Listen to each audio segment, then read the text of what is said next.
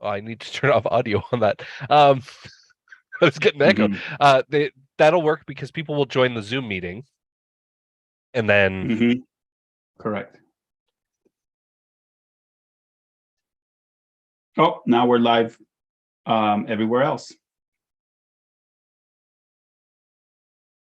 all right, now, so if we want to go to the Fall Guys play and we'll set up the tournament, we'll be ready to go for when people. Awesome. And for anybody who's listening in on any of the numerous channels we're broadcasting to, this is part of the Donor Participation Projects course on video game fundraising. Welcome, everybody. Kirk and I are setting up the tournament today. If you happen to want to follow along, we won't be able to support you, unfortunately, because we'll have a Zoom room full of people, but you're welcome to, and we'd love to see you in the chat, in the game. So Fall Guys Play, I need to go to that website, right, Kirk? Yep. Yeah, you do. And we'll set this up so that we can play a game of Fall Guys. Fall Guys has a really weird setup. Like a lot of tournaments you could just set up with games, or report the scores, or sometimes there's custom setups. Like Rocket League has a setup, but this is a little bit convoluted, so it's fun. It's a good learning experience. It is, and I think people might enjoy the behind the scenes view. Kirk, I'm sharing my screen so you can see the setup. Is it a private show, Twitch followers only? Yep, that's exactly what we're going to do. Okay. And people will need to follow our Twitch account, right? To be able to join? Join DPP. Twitch.tv/join DPP. All right. So now on the admin, this is fine so far. Let's go to leaderboard. Okay. And what do we want to do? 3 rounds? I think 3 rounds is probably, well, you can probably do more than that. Let's do 5 rounds. So click add placement. Yeah. And then let's just assign 1 point for every round. Okay. The competition is going to be wild.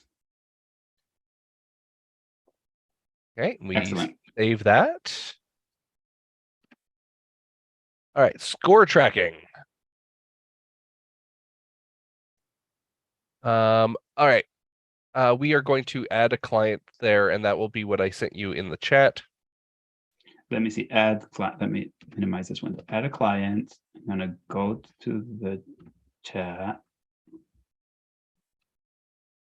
This is a Fall Guys thing so that I can run the game, and then the people playing the game that I run will have their scores tracked, because otherwise it won't.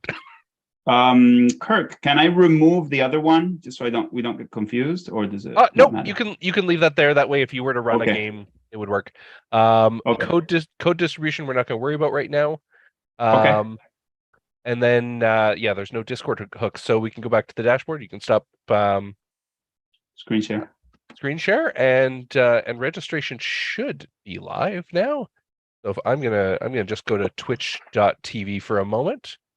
/join DPP, and you should have a nice little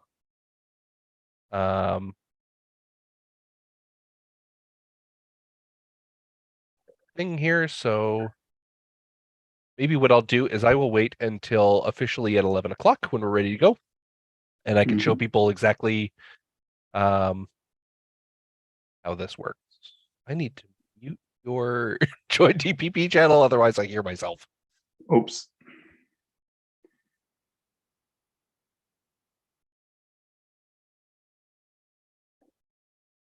Okay, I'm just chatting into the LinkedIn so people are not freaked out by what type of webinar is this? This is so weird. Yeah, I guess we could take the next 20 minutes to kind of just chat about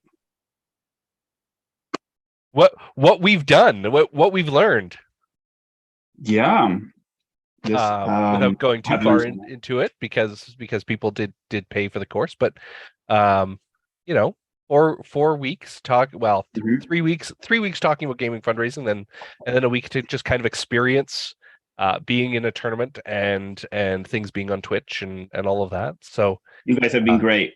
It's been amazing. So Kirk presented, April Stallings presented, Diego Sarifker presented, and Dan Long. And today we have Kirk and Marcus Howard will be helping out too. So it's, I mean, if you think of it, the fact that just a group of people that found each other on the internet can gather and put this on is pretty amazing, in my humble opinion. yeah, absolutely. I feel like I need to play Rocket League or something while I'm waiting. Like the other time, yeah. yes, Kirk. I've gotten Kirk better is that since guy. then. So He'll talk about fundraising metrics while he tries to make a huge ball go into explain Rocket League, but it's football with cars or soccer with cars. that's exactly it. Let's I can't tell you. He's actually going to do it. Hey, Marcus. Hey, how's it going, guys? Hello, sir. Good. How is your neck of the woods, the flooding, all of that? How's it going? It's better. There's still some collapsed bridges and roads, but generally speaking, you know, well, outside of the actual impact zone, the general area is better. Thank goodness. So we're streaming live right now in preparation for the tournament that we're going to be playing. Kirk was helping me do some tech setup. Okay. So I'll let the experts discuss whatever you need to discuss. Yeah, so I think we're pretty much set up, good to go. Now it's going to be people joining and doing things. That's the description. That's the official description. So here is the presentation for you. I'm obviously going to be sharing my screen, but just so that you have it. And then I'm also going to share this link again when everyone joins. This is where, if they want to be a part of the Fall Guys tournament, they can add their names. Well, it looks like people can just sign up on the Twitch channel. Okay. We can do it that way. Okay.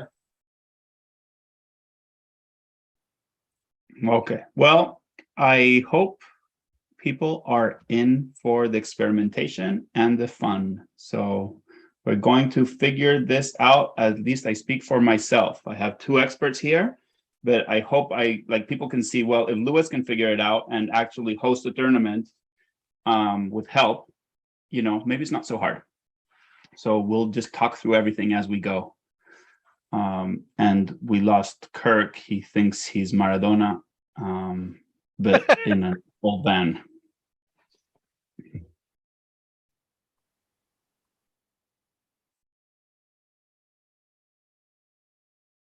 Well, and welcome to the people who are seeing this live and are clicking in and are saying, what is going on? I thought this would be more of a webinar type situation. I'm not sure if we are streaming with a title or not, but what this is, it's preparation for the tournament that is part of Level Up Your Gaming fundraising that has been going on over 4 weeks, a project that the Donor Participation Project put together with some world-class experts, if I may say so. It's been, you know, there's been some theory, and today we're going to put it all into practice so nonprofit fundraisers can at least know what questions they should be asking when they start thinking of raising funds through gaming with their community. Anybody wants to kind of recap a little bit of what we've spoken about? Marcus Howard, author, university professor in this topic, father of 3, will be doing a presentation at the beginning. And Kirk is sewing wizard behind the curtain. This is Marcus's book. I have mine somewhere. Oh my goodness. So, thank you both for your support. I appreciate you getting a copy of the book. My team does, the publisher does. I hope it's been valuable to both of you. Yeah, it's been a great read. Really maybe when interesting.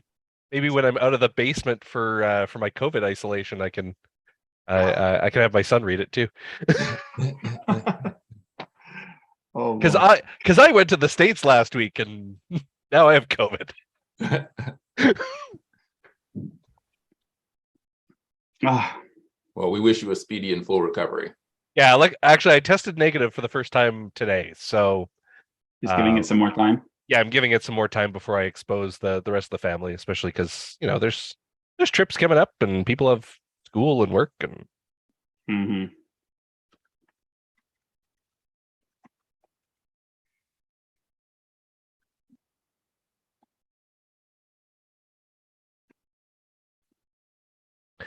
so I'm just goofing off on Rocket League until Well, and we have exactly one viewer on Twitch, which is incredible, and a couple on LinkedIn. So one of the things we learned during the course was temper your expectations. You're not going to do this and raise $5 million the first event you do. So I'll drink some of that medicine myself.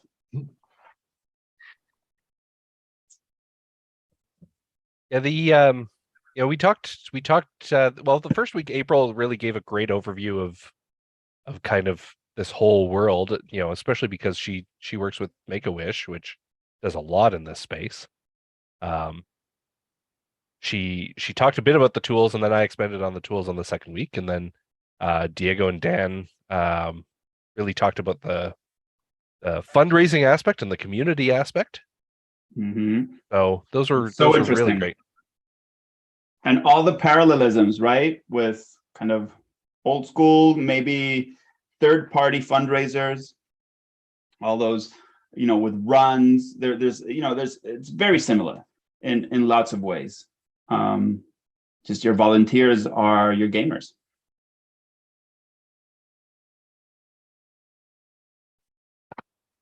I'm having to log back into my Twitch account that I have not used in an embarrassing amount of time.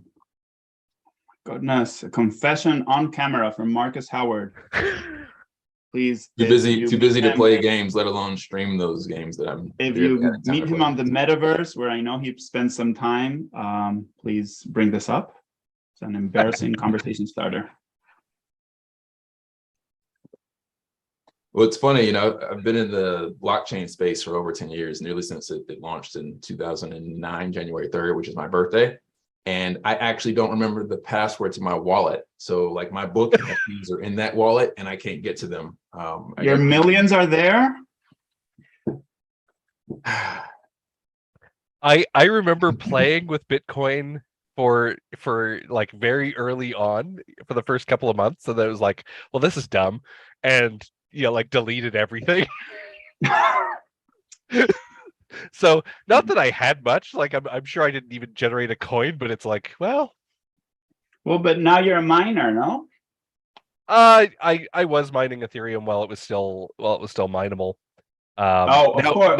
Now it's no longer mineable, right? It's proof of stake, not proof of work. Yep. And I certainly don't have enough to stake, so that's fine. I'm not going to make my millions on crypto, but that I wasn't really expecting to anyways.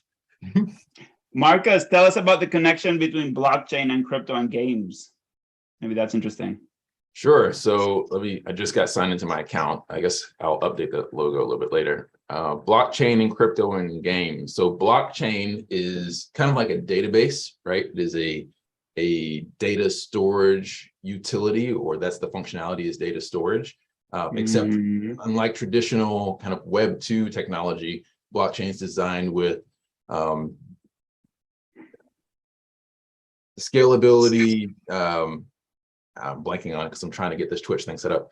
Is designed with basically security in mind. So to be distributed and democratized. And basically it can store any kind of data.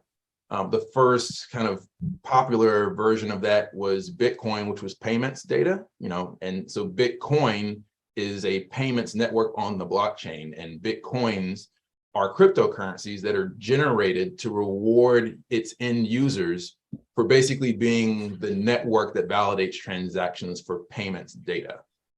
So you can have payments data that's on Bitcoin. You can have, you know, real estate data, marriage licenses data, you know, voting data, each on different types of networks. And the idea is that you use a decentralized distributed network to process those and validate those transactions.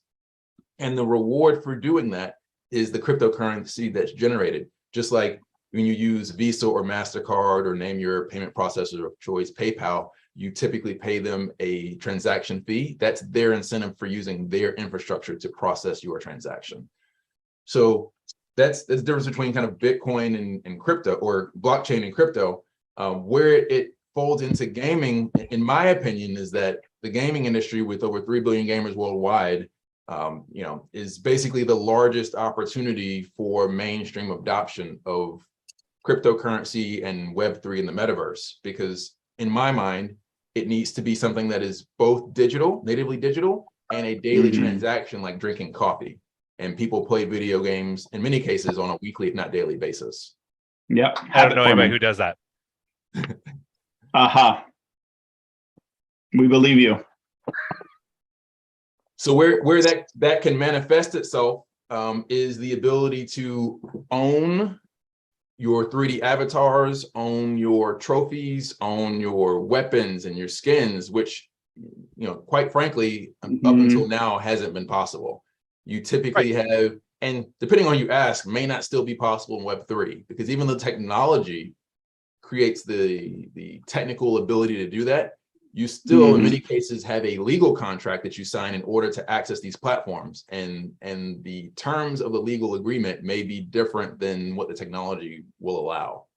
But theoretically, I mean, if we were to talk about like the incredible uniqueness and stuff with games, I mean, you think of like something like World of Warcraft, where you have like these legendary items that are really hard to find. It now gets to the point where that legendary item can be completely unique to you, and it can have a story. It can be like, this was owned by whomever when they slew whatever, you know, whatever boss, and then it was sold to whomever, and they did this with that. Like, the ability to track that and to make it like this unique experience of an item is super cool. Well, that's the promise. That it adds that we haven't seen in the space for decades is really the ability to have gamers be a part of the conversation, the entire conversation of game development. For decades, it's been kind of these games get developed in a black box or in a vacuum, and then, you know, 2 to 5 years later, you know, the game is launched, and now the developers want to, some cases, solicit feedback, right? Encourage conversations, but it's after key decisions have been made that in many cases are too expensive to modify or adjust. So with that doesn't sound at all like nonprofits. Not at all, not at all. So you know, you throw in the concept of a DAO, you know, a decentralized autonomous organization. Now potentially you've given the end consumer a shared stake and ownership and voice in the development process. Well, again, I'm going to say that's the hope. That's the idea. We're not there yet, in my humble opinion. No, not quite. But the technology is there, and the experiments that are happening are fascinating, right? I agree. I think, you know, I'm even myself trying to be more lenient and I'll use, for lack of a better term, merciful in my response, my reaction to these failures, because I recognize that, you know, the road to success is paved with failure. So you have to have people fail in order to learn what not to do, right? Like, yeah, by counter example. Well, and like drawing the parallel with nonprofits, I think we need a lot more failures. Like, nonprofits are just so afraid of failing, and in fact, so good at not failing, because they, you know, many of them have been able to sustain themselves for hundreds, you know, decades, hundreds of years. But at the same time, that inhibits innovation, I think. And then maybe in that way, it's a long-term failure, right? Well, exactly. You're just trying to, yeah, exactly. So you win the battle but lose the war, or whatever the saying is. I don't know if Kirk has a perspective on that. like from a fundraising perspective, the nonprofits have never raised more than, I don't know, somewhere around 3% of the GDP. Of the GDP, yeah, that's about right. Yeah, in the United States, is that okay? Is it not? Should it have grown? Should we be happy that it hasn't gone down? It's an interesting conversation. Yeah, it's what's interesting, there's two things here, right? Like, one, experimentation has to happen, and experimentation has to happen more than once, right? Like, I've worked with plenty of people who are like, oh, we don't do crowdfunding because it didn't work. And it's like, well, did you really do a good test, or like, are there other reasons for the failure? And then the other piece is, that there is going to be this eventual loss against GDP if we're not careful, because there are psychological barriers to giving certain amounts of money, and those haven't really changed over the last however many years, right? So like $100 gift is a bit of a psychological barrier, but the value of that $100 gift has changed a lot in the last 20 years, 30 years. Well, yeah, that's a very good point. So eventually we are going to see that loss on GDP, potentially, especially with the loss of donors, right? Which is why the donor participation project exists. Well, at some point, Nathan Chappelle, and if I'm mispronouncing his name, I apologize, has a book that's coming out, and he told me they actually projected sometime in the 2030s or the 2040s, where they say just nonprofits won't be sustainable anymore, which is interesting. And those projections tend to never really pan out, like the same way they said that humans were going to take over the biosphere if we continued growing at the same rate. And I think the first person that said that was Malthus, right? And he was pretty much wrong. But anyhow. Well, it's always based on a linear, exactly. Well, or whatever curvature there is at the time, right? So, it's the type, like, and it discounts for innovation. That's right. I think that's a good way of putting it. And that brings it all together, where innovation is. So I think that's also why the DPP, the Donor Participation Project, thinks that part of the solution is going to be structural to promote innovation or help nonprofits be more innovative. That's why I was so excited when we heard from Marcus at the conference we put on earlier in the year. And we did, in fact, exactly the same group, Kirk, Marcus, and I started that conversation about, well, should we try to bring all this knowledge and innovation to nonprofit fundraisers in some way? And ta-da, here we are. We should have people joining pretty soon. Yes.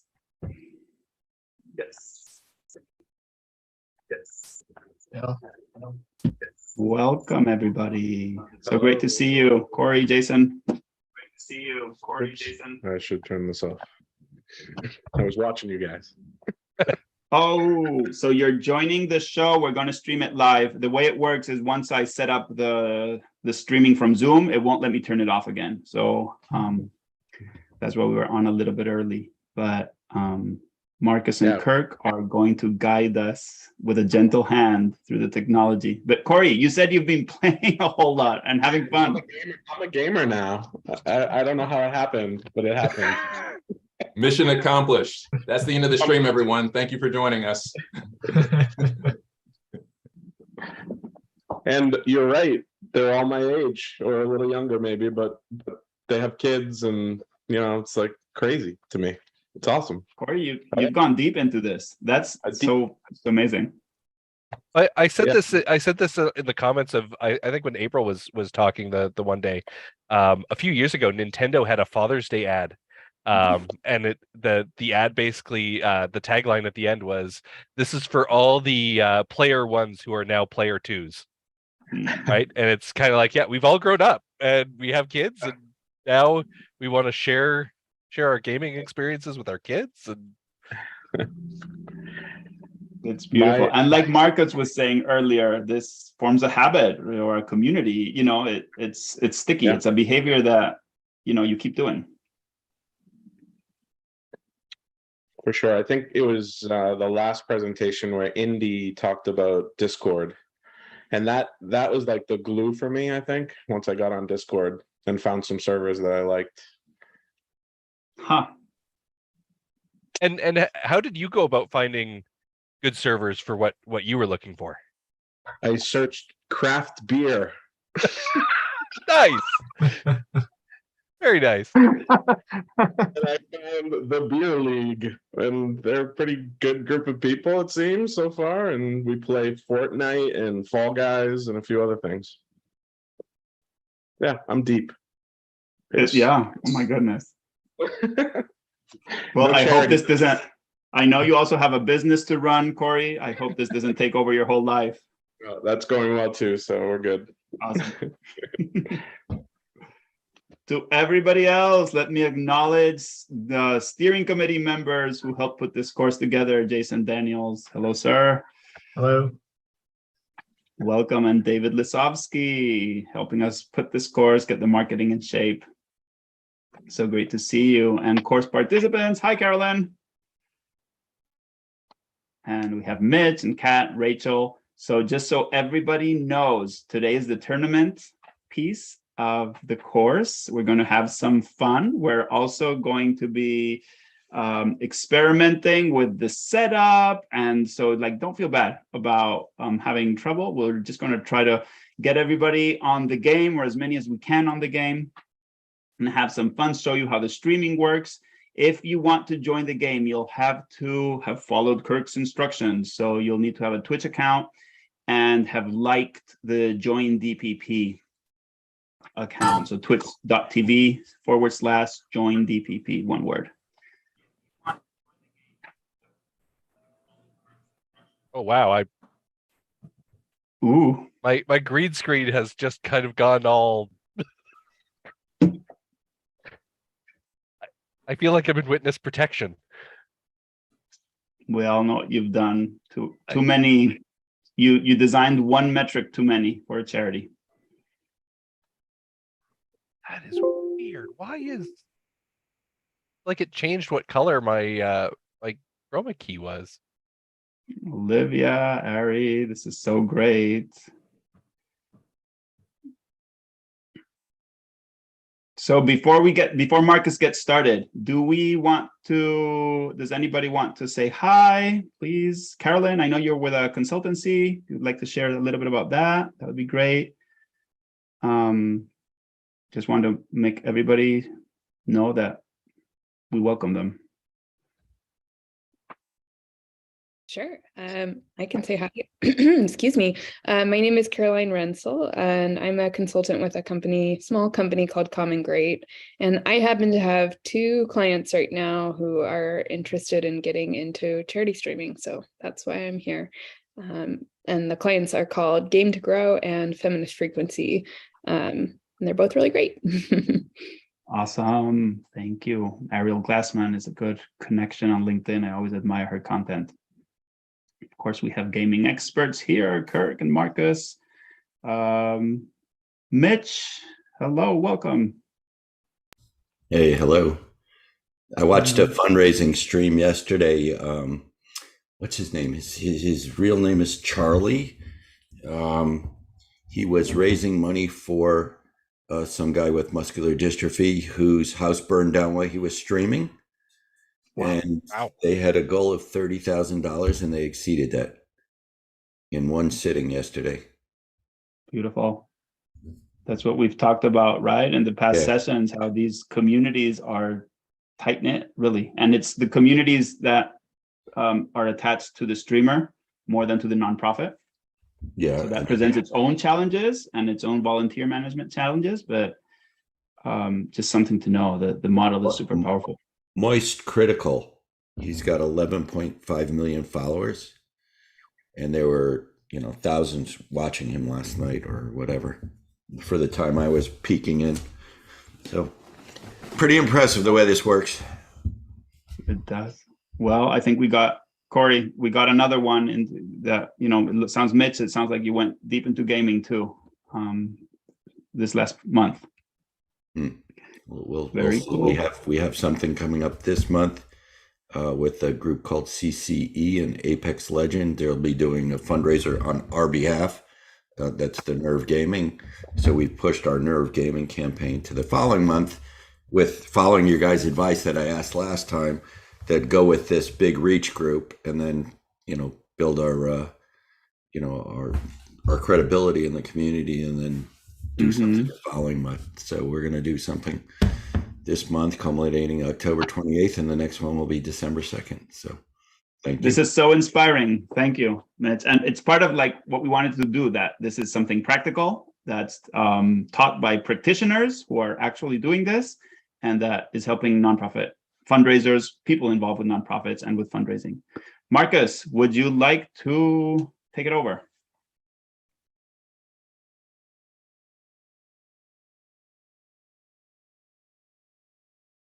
Yes, I would. Thank you. Thank you. Good morning, afternoon, everyone. Let me close my door because I might have some background noise. And you're spotlighted, so it's all you. Can you hear me? Can everyone hear me? Excellent. Yes. So thank you all for joining. Excited to have this conversation with you, play these games with you, answer any questions that you may have. Shout out to everyone at the Donor Participation Project for putting on this amazing session. If you missed the first 3 sessions featuring our steering committee committee members and our other educators, you've got some gems you've got to go back and collect. Today, we're going to focus on esports. What I'm going to do is give you an introduction to esports, talk to you about how to get into esports, give you some advice, give you an understanding of the space, and then we're going to finish up with an actual esports tournament. And if we still have time, we will then answer some questions. So feel free to put questions here in the chat. I can see them. The rest of the Donor Participation Project team members will answer those as well, because I'm going to be educating, so I can't do both. I wish I could multitask. I don't have that skill. So without further ado, I'm going to share my screen, and we will jump right into it. Here, all right. So, Louis, if you let me know if you can see this when I share my screen.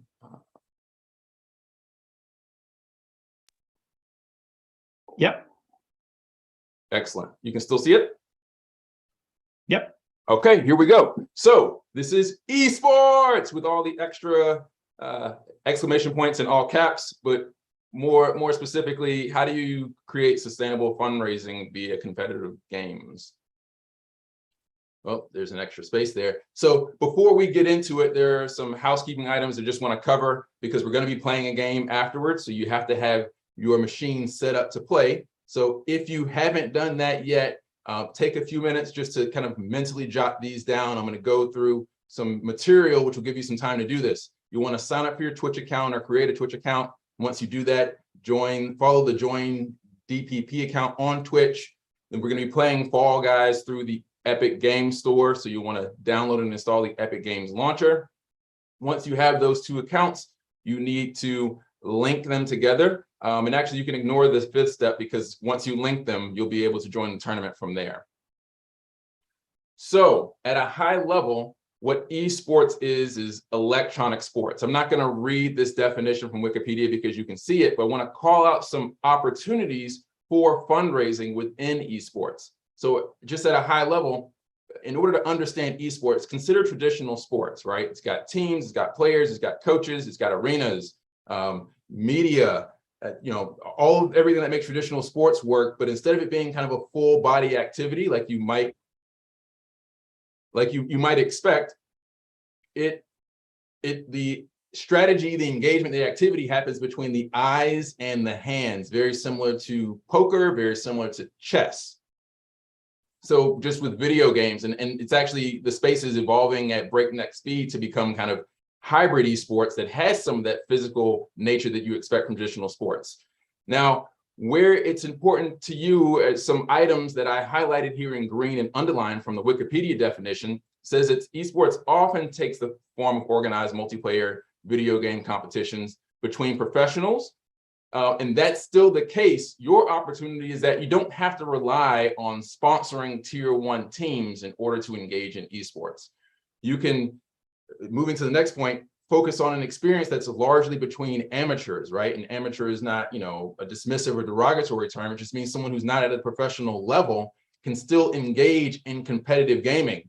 And as you may have learned in these previous weeks, part of that is broadcast through live streaming. And again, we had some sessions. So if you've missed that, please go check out those excellent sessions. One of the other important points to know is that game publishers are providing increasingly more funding and other general support for these tournaments. So there are opportunities as a nonprofit potentially to partner with certain game publishers. That's not the case across the board. I want to manage your expectations, but as there are 1.3 million games in the industry today, so there are opportunities to do that. So a bit about the history of esports. Everyone who's in the space knows that the first tournament happened in 1972 at Stanford University. It was a game called Space War.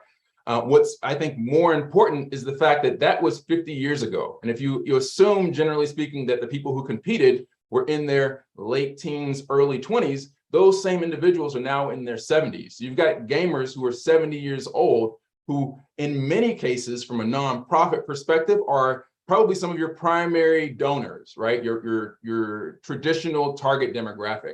We've obviously talked about the fact that in the US, the average gamer is about 34 years old, and that youth over-index on gaming, which makes them over-index as esports, potential esports engagers or competitors. But you've got this clear track record of gaming being multi-generational. So just kind of keep that in mind.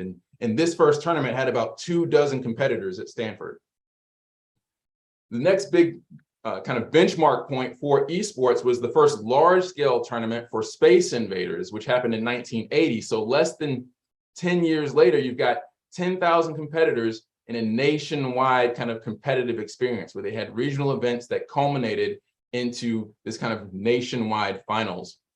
So that's important. The other important piece is that the winner was transgender or is transgender. So when you think about kind of the inclusion of esports, even 40, nearly 50 years ago, you see evidence of that. So if you think about, you know, including women, including communities of color, the LGBTQ community, veterans, different demographics, here's an example many decades ago or several decades ago of that being done. So kind of keep that in your frame of context and reference as you think about the engagement opportunity for esports. Here are some industry stats just to give you an idea of what the audience looks like. There's a global opportunity to engage. Many of you may be joining us from North America, but as you can see, if you look over here in this graph on the right side, actually, this stat is 3 years old.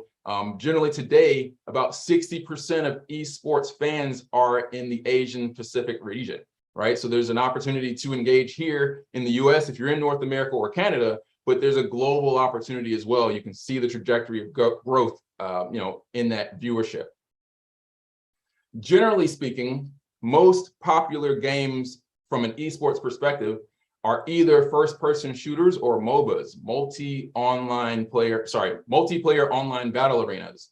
So if you look at the left side, you'll see the top 15 games based on the Esports Observer's Index. And I would say about 60% of those games either are first-person shooters or are mature rated. So, you know, if you want to tap into where the largest concentration of active esports fans are, this is a good hit list to start. I'm not saying it's the only list. I'm actually going to give you a counter example. But if this is where you want to start, where you know people are, this is a good place to go. Now, that obviously creates some issues from brand alignment, community alignment. You may not want to be associated with games with guns or mature rated content. And lucky for you and lucky for everyone, there's more opportunities there.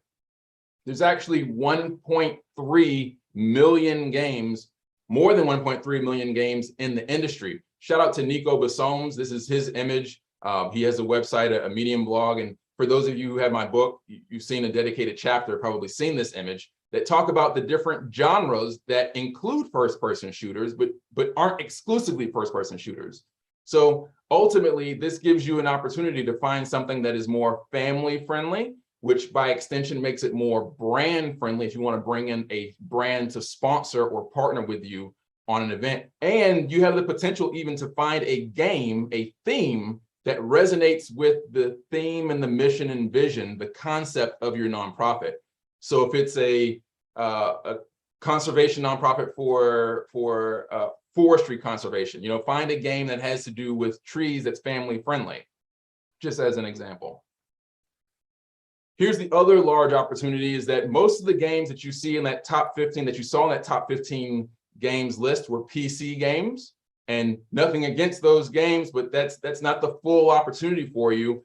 There are certainly an over-index of PC games in the esports ecosystem, but as you'll see here on the right-hand side, mobile actually makes up, I would say, almost 40%, or sorry, 50% of the global gaming industry, the $180 billion gaming industry, and those macro trends affect the esports ecosystem.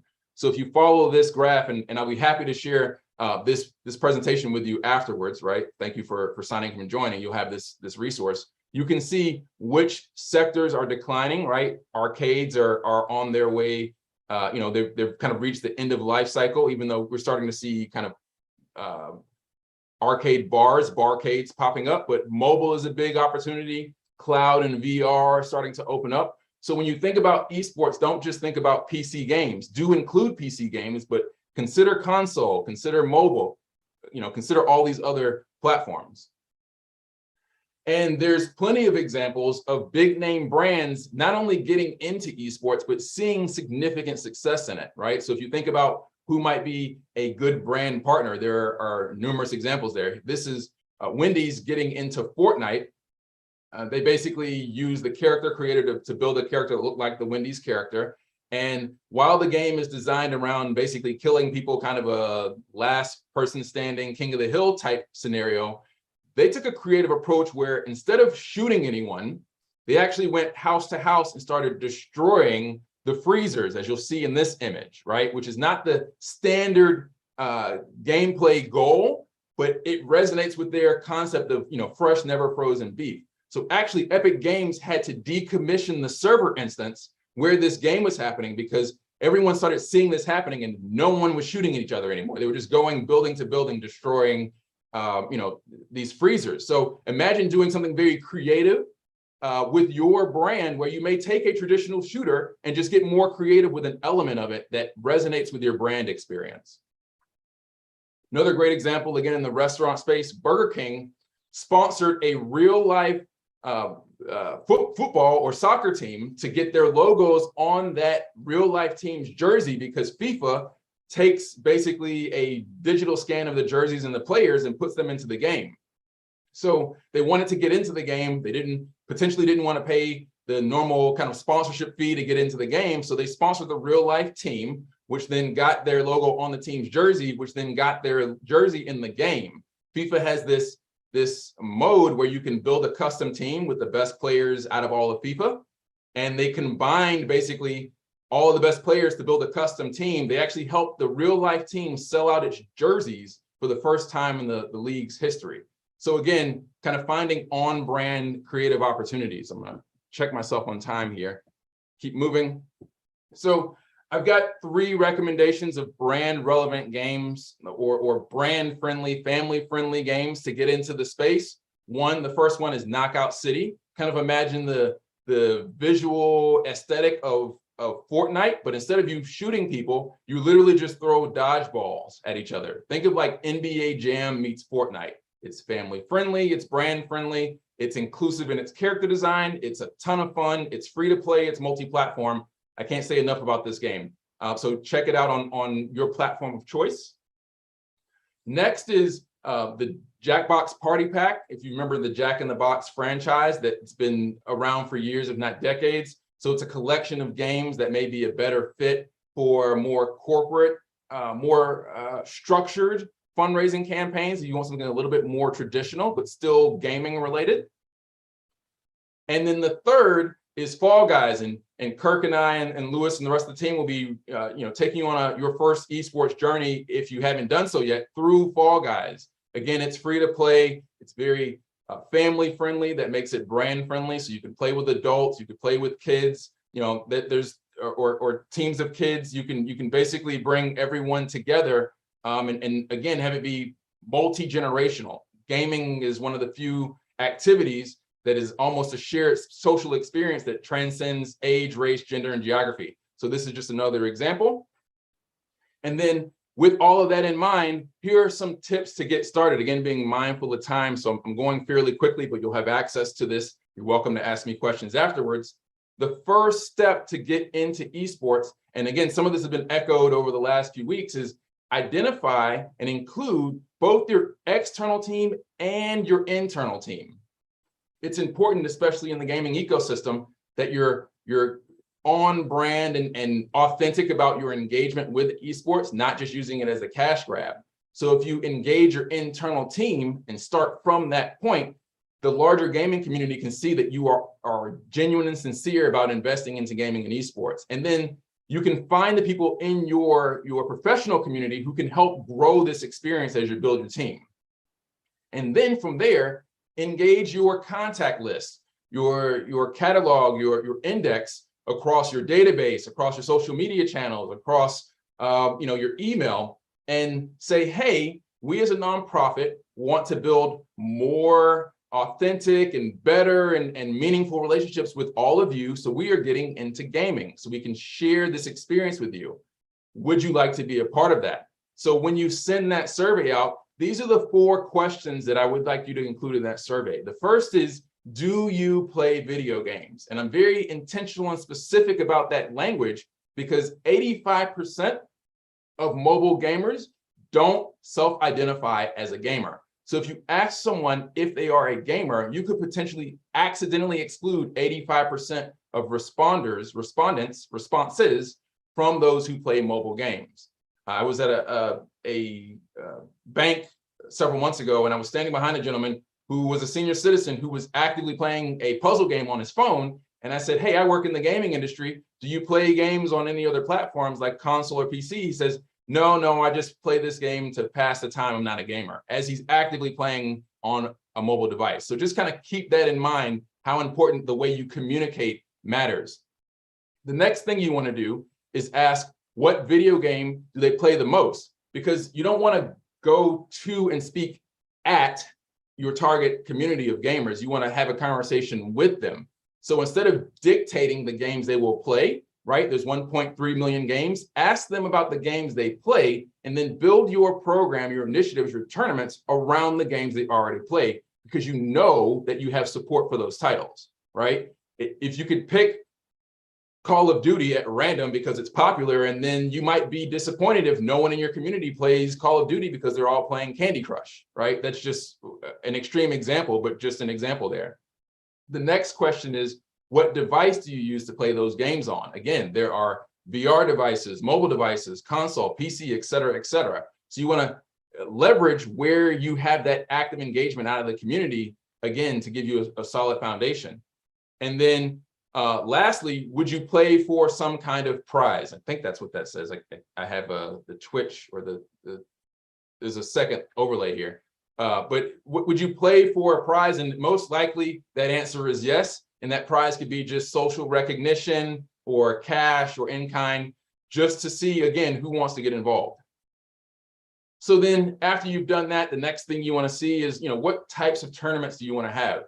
You can have a closed tournament where it's invite only, right? So people have to kind of be vetted, and you only want a specific group to be a part of that experience, which allows you to have more control over the experience, but kind of reduces the total audience engagement opportunity. Or an open tournament where you say, hey, anyone who sees this link can register, and maybe that's a great opportunity to expand the amount of people who know about and engage with your nonprofit.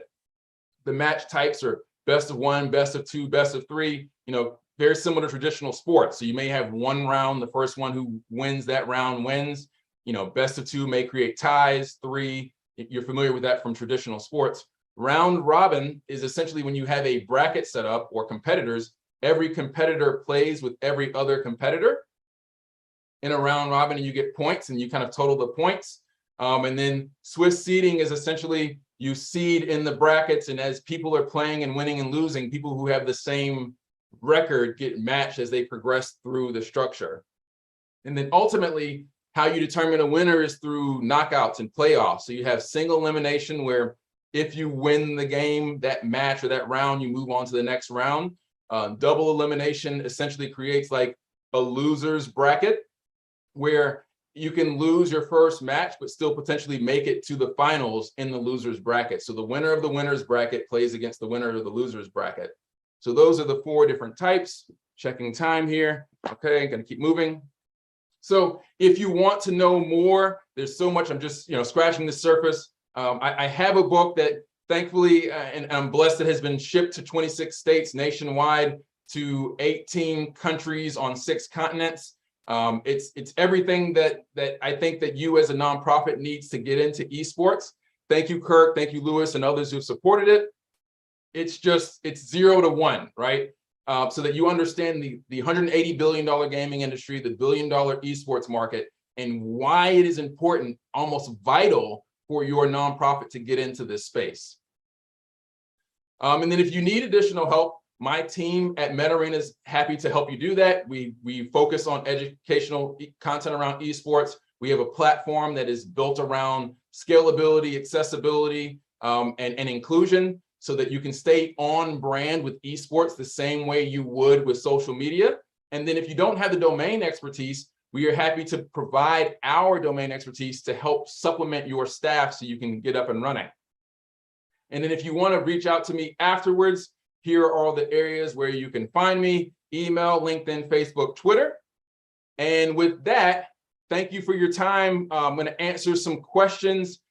This is what you need to do in order for us to have this tournament: is to log into Twitch, log into the Epic Games Store launcher, launch Fall Guys. And as I understand from Kirk, you should be able through Twitch to log in from the session there. Kirk, please let me know if I missed anything. Yeah, no, that's perfect. So as long as you did the homework kind of over the last few weeks, or even during this session, hopefully you were listening to Marcus at the time.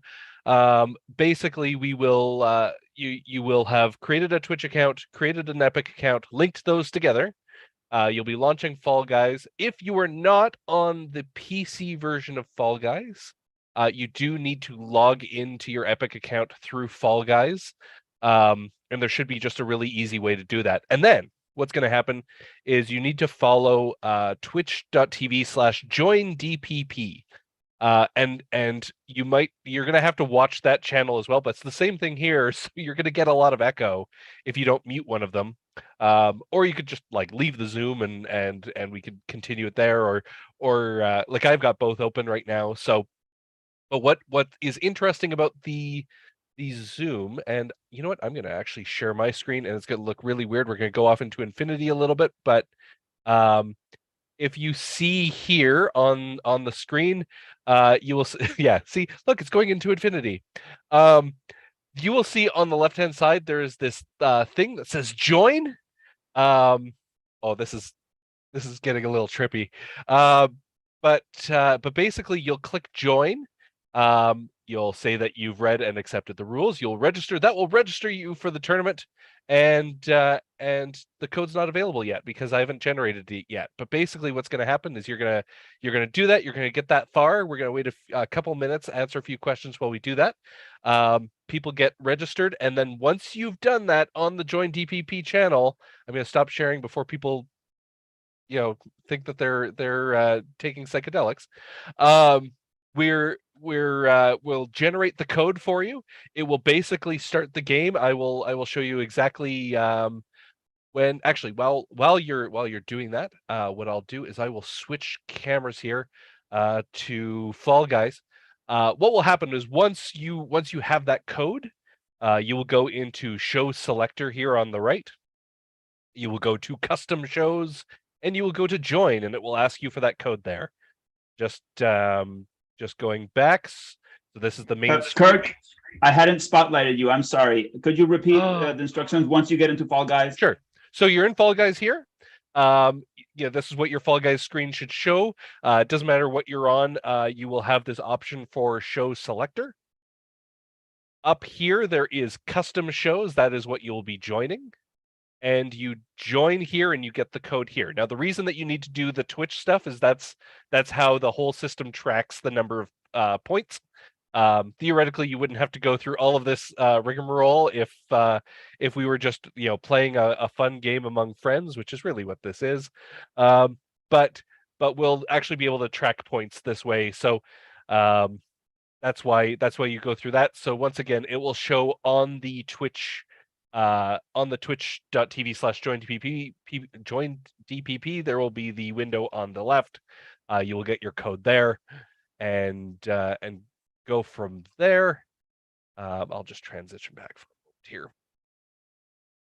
So that, of course, if you remember when I talked about tools, that is OBS. My ability to transition back and forth between just this Kirk in the Void versus Kirk in front of Fall Guys. So if I don't know if people are good to go at Lewis, you should probably be able to see on your Fall Guys play setup, it should show you how many people have registered at this point. Okay. So I have the game open. You don't know. Have you given the code? On that, nope, we haven't given the code yet, Okay, but we should see registration. That'll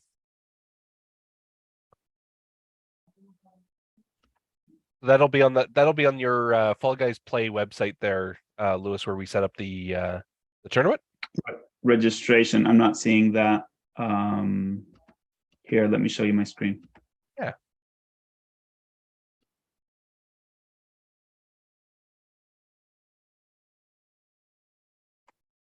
Let's see. If we go to score tracking, maybe. Nope. Leaderboard.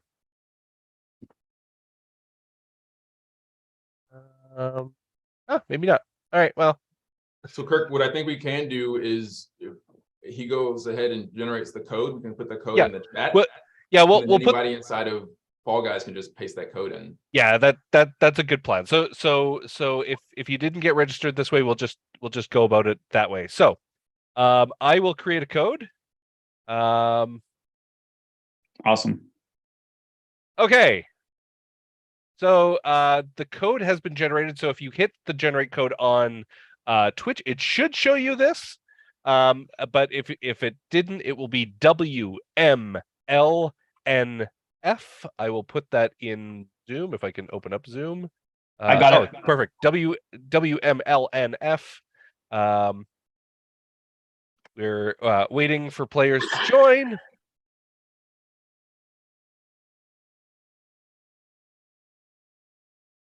Now it is going to need 10 players, so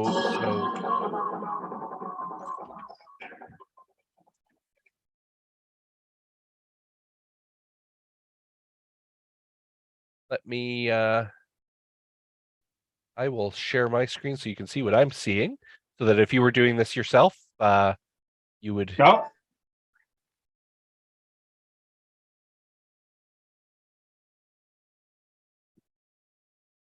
I'm in. Who else is in? We're gonna need 4 more, otherwise it's not gonna work. I am in. I think there are games to play. 7. Oh, Kat is on her way. This is so exciting. Even just getting in is exciting. I mean, how can you do this? We see Mitch has some important technical support. We're grateful. Awesome. And I don't want to start it before people want to be in. So if once we hit 10, just like let us know if you're not in yet, because we can wait. He's also my game player. Nice. So that's because you're a good manager. A ringer. I just lost like 3 rounds in the first round. I'm lost. Deb is lost. Deb, are you seeing this screen with the falling Fall Guy? Yes. So Deb, if you go into the show selector on the right from the lobby, and you go to custom shows and join, you will put in that code, that WMLNF. We got 10. We've got 10. This I is think happening. I'm not sure if happening. Deb's in yet.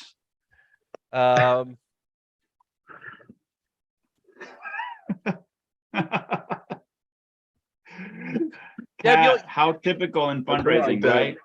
This is like a minion. Like it doesn't count unless there's a minion. If anyone Yeah, exactly. Are you sure, Deb? I'm willing to wait for a moment before the chaos ensues. I would have never gotten without his help. I would have never kept up. No. Of course, if you're on Twitch too, and you want broadcast on Twitch, you can do that. I go to Twitch instead of the. Oh no, yeah. So you No. will have to put in the code in the game itself. So the only thing Twitch is doing is giving you the code, and kind of setting it up on the tournament properly, but you don't really have to worry about that. Just launch the game. We'll do that. Poor Deb. It feels like she's on the spot. We're all on her case. Like, no. I have found the gaming community to be super helpful. Like they want you to play. They want you to like Absolutely. yeah. Help you figure it out. Well, that's Yeah. good because we're such perfectionists, right? In fundraising. Okay, so on the right it should say show selector, and so that's from the lobby, and then you go to custom show, or the control key, as Marcus said. Once you're on that next screen, which is the show selector, there will be an option at the top, two gray boxes. The right hand one will say custom shows, and then you will join and you will put in the code.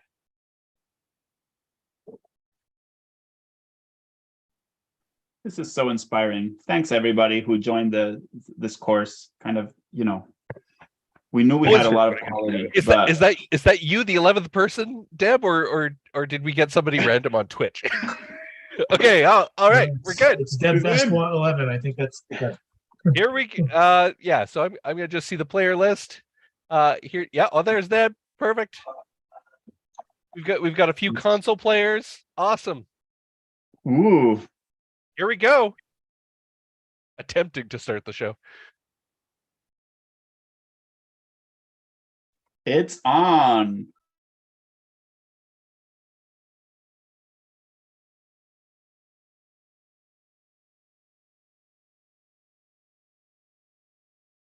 All right. Use the shift that's on if you're on PC to grab and move blocks. Create paths and jump along the walls and reach the finish line. I have never played this one. I've actually only played 2 games of Fall Guys. My son used to play it all the time. I've watched him play, but I've actually never, basically just to get this all set up is the only thing I know how to do. As you saw earlier, Rocket League's my game.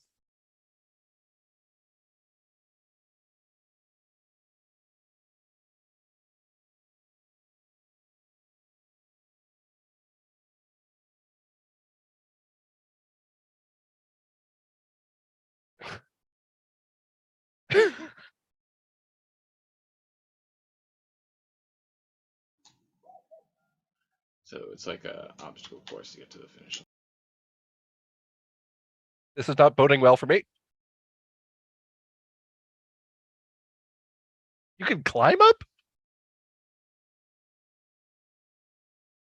So I got Z.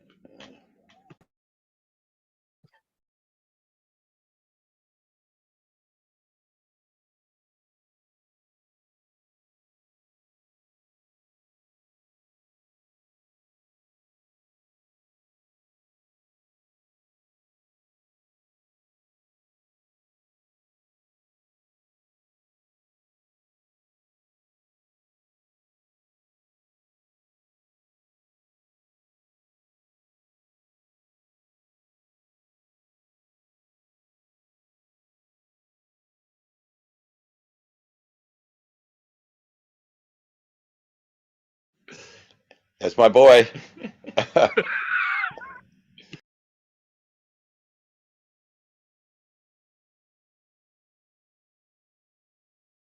Little pro tip, if you hold left click on PC, you can climb up the little blocks. That's an important piece for the puzzle here. Right trigger, grab. Oh, there we go.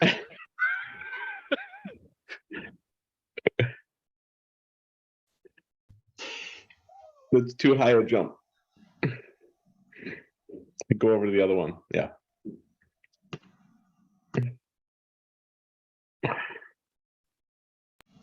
Lewis in the corner says watching KSB. Who's pushing my block back? Oh my god, this is so hard. Sabotage. Whoever you are, little pink person. Coming for you. No. Oh, there you go. So I can switch between the different people who are playing since I've already finished. Okay. I did it. I've been so stressed out. This has Oh, been. who didn't make it? Oh no! Let's fall off. And Cat is just so expressive. This is That was beautiful. so You got stressful. eliminated. I had If a you're good on time. a keyboard space, you can like find the settings to find out what the different keys do if you hadn't actually played before today. Move between rotating rings to avoid the rising sun. Oh, great. So do you have like giving things overlay tied in here or not?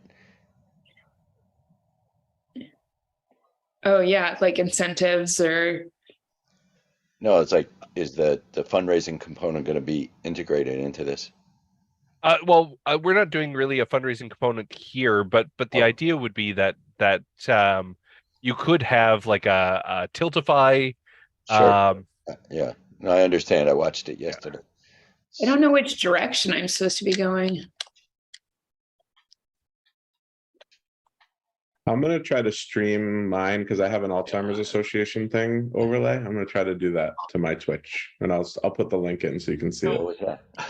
Oh my goodness. Oh, Yes, you yes, just got a yes. little. What'd you do? Drown? If anybody raises $1 million, please let us know. Dr. Tepper, that's a great question, and I that something that I should have put in that presentation. So some of the opportunities are to host a tournament and have partner with a sponsor, where the sponsor will provide the prize, right? A matching donation or a donation as a prize to the nonprofit, and add additional as matching based on the number of additional participants. You could also charge individuals to be in the tournament, right? So if you have maybe that sponsor donates a, I don't know, $2,000 PC or a laptop as the prize, and then you charge $50 to get into the tournament, obviously aligned with the tax related restrictions or requirements for your region, that the money that they spend for the tournament fee, the entry fee, could be a donation towards your goal. Another option is to leverage like a subscription platform, like start a gaming subscription service to your existing subscribers and future subscribers, and say, part of the value proposition that our nonprofit is providing you, in addition to everything else we're already doing for you and the good that the impact we create, is that you can be a part of this community. So now you're generating recurring monthly revenue, subscription revenue, for access to the ability to play video games and compete as a community. Wow. So we have our organization has Nerve Gaming, like ATL, which is set up on Twitch.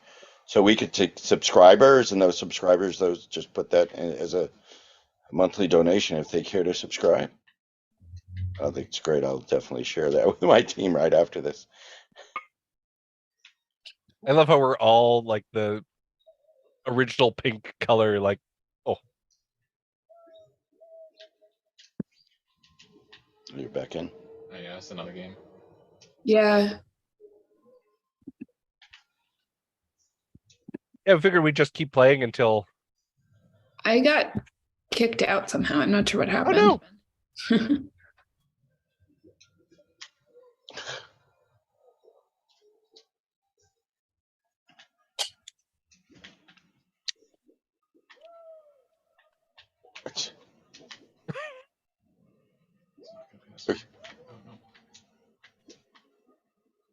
Yep, it's definitely gonna be that one. Oh, yeah, there's one already open. This is like a maze. Yeah. Oh, Oh, gee. I can get through.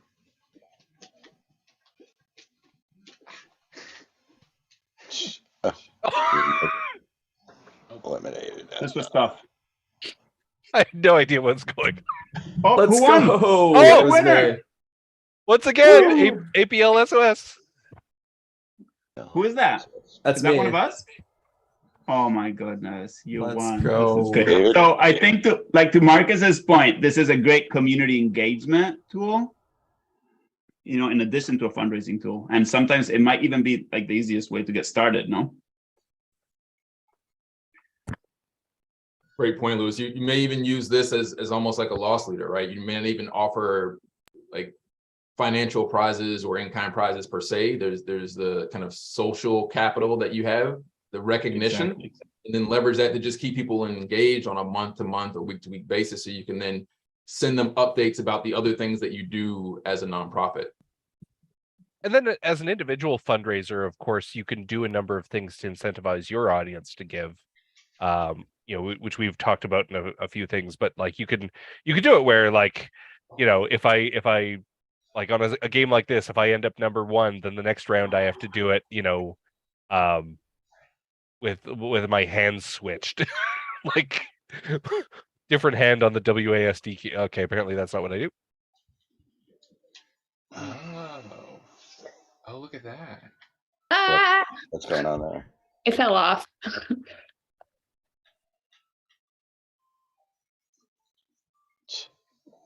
I don't fully. Oh, I see. Okay. Oh, there's no way forward here, is there? How do you know you can run? It's so easy to fall off. Don't know what I'm doing. That come up. Distance? Yeah. Yeah, those ones are telling me where. Okay, this is great. Wait, why? Oh, there's like a secret. It's like Indiana Jones. Yeah, there's a board at the very end that tells you where you can go, where it's safe. Oh, and there's diagonal. You mean that board there with the yellow things? Yeah. Oh, Oh my god, this is so hard.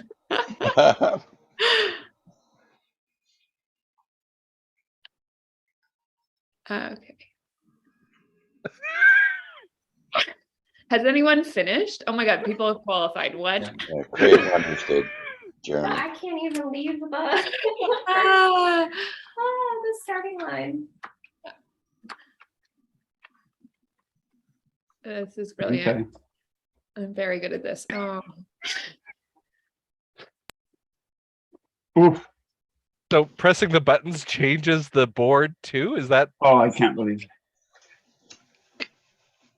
She's not interested.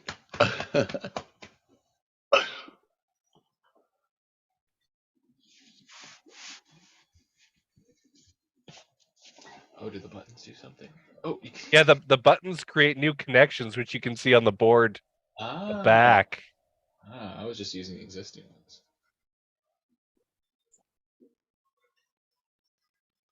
I can't even steer. So you're able to figure out by looking at that map where to go. Yeah. Oh! Oh, was that you that just fell No, off? no, I'm already done. Oh, Run! I did it. I finally left. I did it. Starting line. That is hard. Oh, don't get hit. Oh. Diagonal. Well, I'm concentrated here. Yay! Go Wow. Kirk. That was a tough one.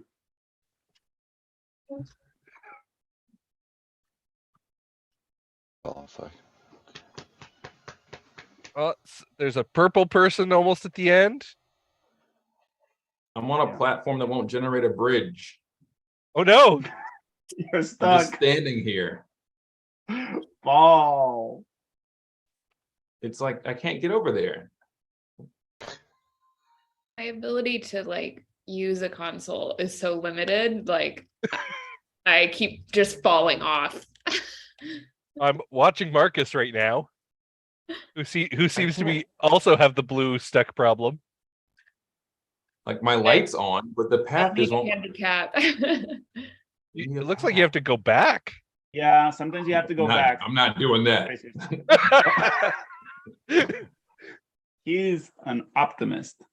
Only believes in progress.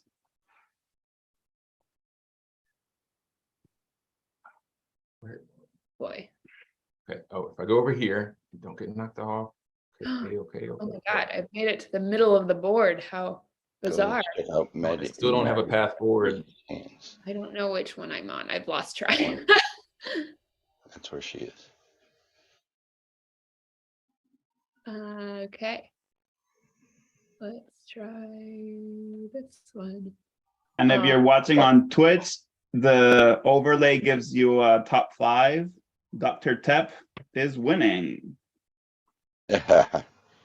So what do we, is it just supposed to get us a new pathway here and then it's a race to the finish line? Yeah, like I see other people getting packs, but I can't find mine.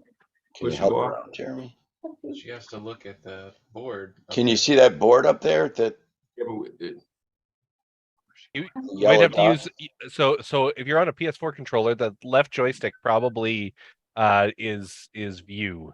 Oh no, the right joystick is view. I'm gonna jump. Yeah. The right joystick changes your point of view. Oh, Oh, somebody did it. Oh. Did we get kicked out because we were so slow? yeah, I think time ran out. That's nice. Oh, I'm so bad.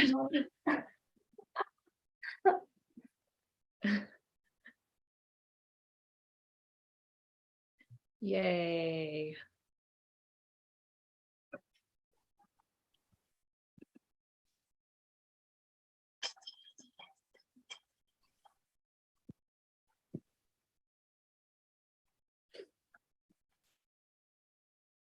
Final round. Oh, it's this one again. Oh gosh. Oh boy. Is this the one you got eliminated on quickly? No, this is Oh. the maze one. Other.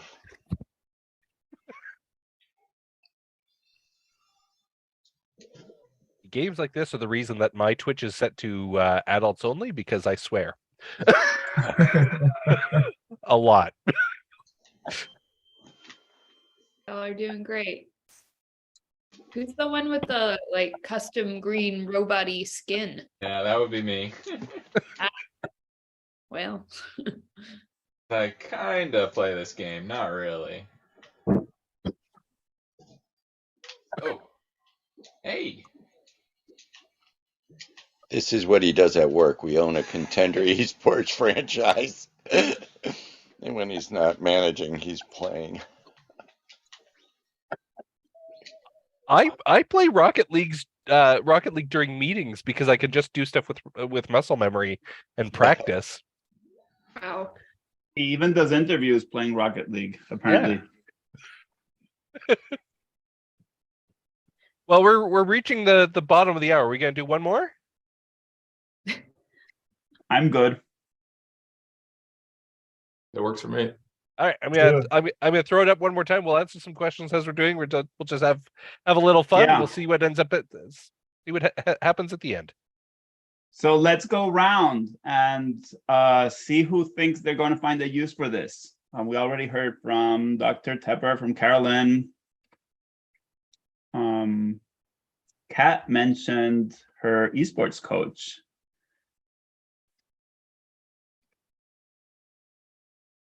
I don't know if Ari, Olivia, or Raymond. I'm gonna try to not get eliminated in the first round again. Yeah. Are they starting? And I need 2 more people.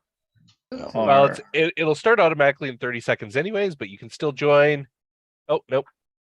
There it goes. It's just going to be one round of Lost Same. Temple again. Apparently that's how it's going to work today. Awesome, Ari. are we 2 players short though? Did a No, couple? no, people it'll I- let I us would go. Hey, love Raymond. to join. I just been trying to get, I just linked my esports to Twitch account. I have the Twitch account open and I have the Zoom account open, but just trying to get in, I've been having a little trouble. I've been playing on my own, just trying to, and I actually don't even know how to move forward. So if I could have like the little, someone to help me with that little thing right there, how to move forward. Yeah. That would be great. WASD. So W is forward, A is back, and then S is back and A A and D are your left and right. Which for any game, like if you're ever hosting like a first person shooter, for fundraising, that's going to be your typical keys as well. Okay, that's very. This is my first time, getting back onto on the laptop or PC. I usually used to play, PC, the actual, game. Mm-hmm. But yeah, this is just I'm work for an international nonprofit, and I'm trying to get my organization interested in gaming and looking how to Where is the crown? bring donations in that way, getting them interested and also, cultivating the younger generation and getting them to give as well. So go ahead, grab it. yeah, this is something I'm enjoying. So hopefully this helps get you started, Oh. Raymond. And like what I'm learning, you I'm also got it, learning. right? Oh no. Is that you know, there's a kind of very easy first step, which is just identify a game like Marcus shared and get people on it together and turn that into a recurring thing. Too? Yeah. And then build the fundraising into it. Absolutely, that sounds great. Yeah, so I'll definitely play the game on my own a little bit and get used to it and see how I could get others interested. So I really do appreciate this platform and the series. It was very helpful and eye opening. We appreciate you. Thanks, Raymond. Hey, I hope the last 4 weeks have been. I know we kind of skipped last week because of hurricane issues and I was traveling and all sorts of things, but I hope the 4 weeks have been really beneficial to people because I think there's a lot of money to be made here for good, and I think there's a lot of gamers who really would relish in the idea of being involved with your organization. If I can add to that, Kirk, I think there's also a great opportunity for brands to get involved because so many non-endemic brands don't know how to get into gaming, into esports. So these nonprofits, your nonprofits can be the conduit, right, to their engagement, to their involvement. In a very safe way, brand friendly. Except if Kirk is helping you out because apparently he swears. Like a trucker. I hope it's okay to be in touch with you guys after this, just to ask the questions and I guess always. Yeah, and Raymond, Lewis, you're on that's the DPP list. Yeah, that's a great pitch for the DPP Ask. That was just recently. Exactly. So, folks, I promise, I personally guarantee that you'll get an answer if you post questions here. But you'll also get the invites for the events, etc. And everybody here is pretty friendly if you reached out to them on LinkedIn or whatever. But that's kind of a low barrier way to get your questions answered. Yeah, ask questions there. People can answer. It basically we're really trying to push this. Well, Lewis is, and I'm just like cheerleading from the background, but really trying to push the community aspect of this. Oh, I'll let you know how we do over the next 2 months. Okay, you better Awesome. promise. We want to hear that. Lewis, and I'll send you the link to the presentation so that you can share it with everyone. Will do. And Kat Kat is asking about LinkedIn. We don't have a directory, so everybody, please feel free to drop it in there. Drop the links in there. I know I'll be connecting. Thanks, Marcus. Let me open that. I'll leave it open for later. That's very generous of you to share that. This is great. I hear that folks find the DPP a fantastic networking experience. So you can do that either by signing up to the one-on-one intros club, which I'm getting very good feedback about, and also just joining the calls and asking questions and seeing who's asking questions that relate to your work and reaching out to them. I get very good comments about that. So I invite all of you to take advantage of that. Let me post the intros club. link. And Louis, we also have an opportunity coming up next week with our monthly lunch analysis session. So you all are welcome to that as well.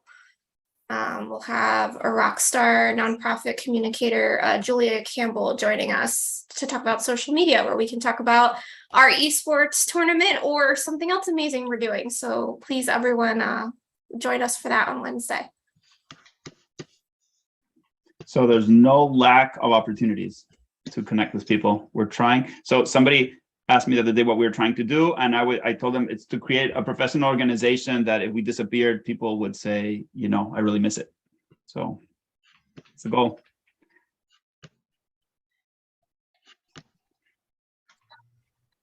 I think it was okay, Corey. It was chaos anyhow. It was so funny.